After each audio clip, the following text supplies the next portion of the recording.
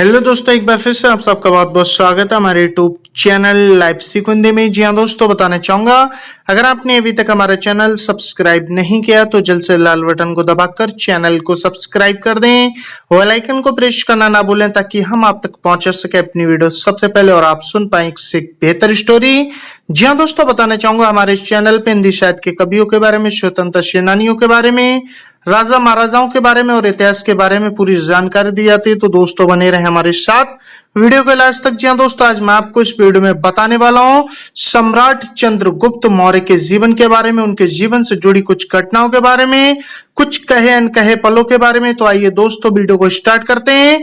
जी हाँ दोस्तों, सम्राट चंद्रगुप्त महान थे।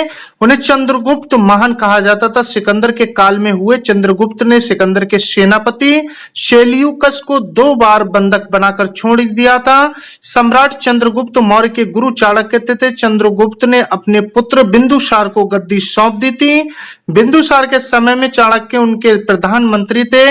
इतिहास में बिंदुसार को महान पिता का पुत्र और महान पुत्र का पिता कहा जाता है, क्योंकि वे चंद्रगुप्त मौर्य के पुत्र और सम्राट अशोक के महान के पिता थे। जी हाँ दोस्तों, इसी के साथ आपको बताता चलूं कि चंद्रगुप्त मौर्य का पारिवारिक जीवन परिचय। तो आइए दोस्तों बताना चाहूंगा चंद्रगुप्त महान के प्रारंभिक जीवन के बारे में जानकारी हमें जैन और बौद्ध ग्रंथों से प्राप्त होती है।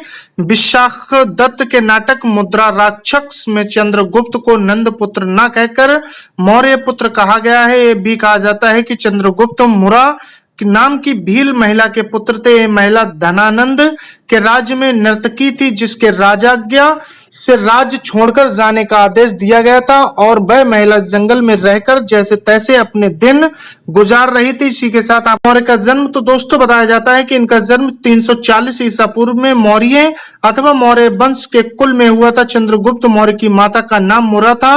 अन्य मानते हैं कि ये मयूटोमेर्स के मौर्य जनजाति के थे। कहते हैं कि वे जन्म से ही गरीब थे। उनके पिता नंदों की सेना में एक अधिकारी थे, जो किसी कारणवश नंदों द्वारा मार दिए गए थे।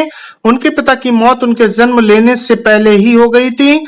जब चंद्रगुप्त 10 वर्ष के थे तो उनकी मां मुरा का भी देहांत हो गया था, तो और तब से उनकी परवरिश आचार्य चाणक्य ने की थी। जी हाँ दोस्तों, आपको बताता चलो चंद्रगुप्त के 3 विवाह हुए थे। उनकी प्रथम पत्नी का नाम दुर्धरा था। दुर्धरा से बिंदुसार का जन्म हुआ था। दूसरी पत्नी यूनानी की राजकुमारी कार्नेलिया हेलेना या हेलन थी, जो सेल्यूकस की पुत्री थी। हेलेना ने जस्टिस नाम का पुत्र हुआ। कहते हैं कि उनकी एक तीसरी पत्नी भी थी, जिसका नाम चंद्र नंदिनी था। जी हाँ दोस्तों, अखंड भारत तो आपको बताता चलूं कि चाणक्य और पोरस की सहायता से चंद्रगुप्त मौर्य मगध के सिंहासन पर बैठे और चंद्रगुप्त ने यूनानियों के अधिकार से पंजाब को मुक्त करा लिया। चंद्रगुप्त मौर्य ने नंदवंशी शासक धनानंद को पराजित कर 25 वर्ष की अल्पायु में मगध के सिंहासन की वागडोर संभाली थी। चंद्रगुप्त का नाम प्राचीनतम अभिलेख साक्ष्य रुद्रदामन का जूनागढ़ अभिलेख में मिलता है। जी हाँ दोस्तों, इसी के साथ आपको बताना चाहूंगा कि चंद्रगुप्त मौर्य का शासन प्रबंध बड़ा व्यवस्थित था। इसका परिचय यूनानी राजदूत मेगस्थनीज के विवरण और कौटिल्य के अर्थशास्त्र से मिलता है। चंद्रगुप्त मौर्य के काल में भारत एक शक्तिशाली राष्ट्र था। 18 महाजनपदों में बटे भारत में उसका जनपद सबसे शक्तिशाली था। चंद्रगुप्त से पूर्व मगध पर क्रूर धनानंद का शासन था, जो बिंबिसार और अजात शत्रु का वंशज था। ये दोस्तों आपको बताना चाहूंगा कि चंद्रगुप्त धनानंद युद्ध तो दोस्तों चाणक्य के शिष्य चंद्रगुप्त मौर्य 322 से 298 ईसा पूर्व तक धनानंद से जो युद्ध हुआ था, उसने देश का इतिहास बदल कर रख दिया। प्राचीन भारत के 18 जनपदों में से एक था महाजनपद मगध। मगध का राजा था धनानंद।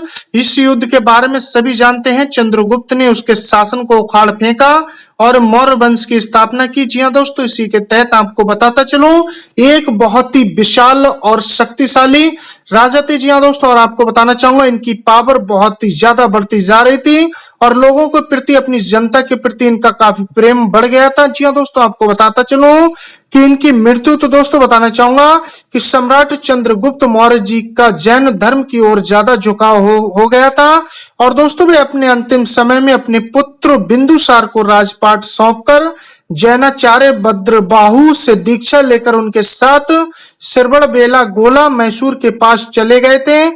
तथा चंद्रगिरी पहाड़ी पर काया क्लेश द्वारा 297 ईसा पूर्व अपने प्राण त्याग दिए। तो दोस्तों ये थी सम्राट चंद्रगुप्त मौर्य के जीवन से जुड़ी कुछ बातें, उनके इतिहास तो मैंने आपके साथ शेयर किया। दोस्तों कमेंट्स बॉक्स में जरूर लिख के बताएं आपको कैसी लगी स्टोरी।